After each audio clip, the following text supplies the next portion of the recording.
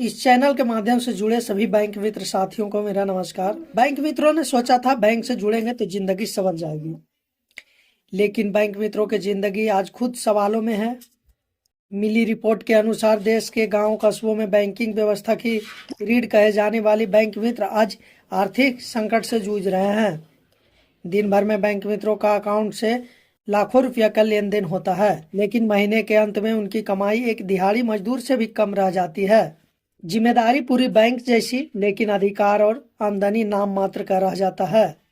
Bank मित्रों का खाता खोलना, पेंशन भुगतान, DBT, cash withdrawal, cash deposit, Aadhaar और मोबाइल लिंकिंग सब कुछ करना पड़ता है, लेकिन इसके बदले जो कमीशन मिलता है वह दुकान का किराया, बिजली, इंटरनेट और टीडीएस काटने के बाद नाम मात्र रह जाता है। जब सर्वर ठीक रहता है तो बैंक मित्र को भाई साहब कहा जाता है। सर्वर डाउन होने के बाद सारी नाराजगी बैंक मित्रों पर ही उतार दिया जाता है।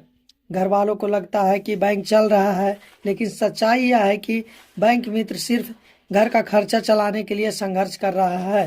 हर सुबह शटर उठता है, जिम्मेदारी से नहीं, मजबूरी से। सबसे बड़ा सवाल सरकार और उन सिस्टम से है कि जब सरकार वित्तीय समावेशन की बात करती है तो उसी व्यवस्था की नींव बैंक मित्र आज सबसे कमजोर क्यों है। बैंक मित्र को सेतु कहा जाता है। बैंक मित्र को बैंक की रीढ़ कहे जाने वाले, जिस पर पूरी बैंकिंग व्यवस्था चलती है, लेकिन उसी रीढ़ की हालत सबसे ज्यादा खराब है।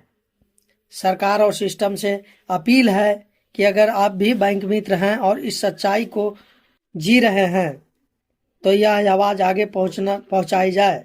दोस्तों, अगर आप भी एक बैंक मित्र हैं और आप इन सारी कठिनाइयां, परेशानियां और धैर्य पूर्वक जो काम कर रहे हैं, उन सभी बैंक मित्रों से आग्रह है कि इस आवाज को आगे पहुंचाया जाए। यह सिर्फ खबर नहीं है, हजारों बैंक मित्र की सच्ची कहानी है।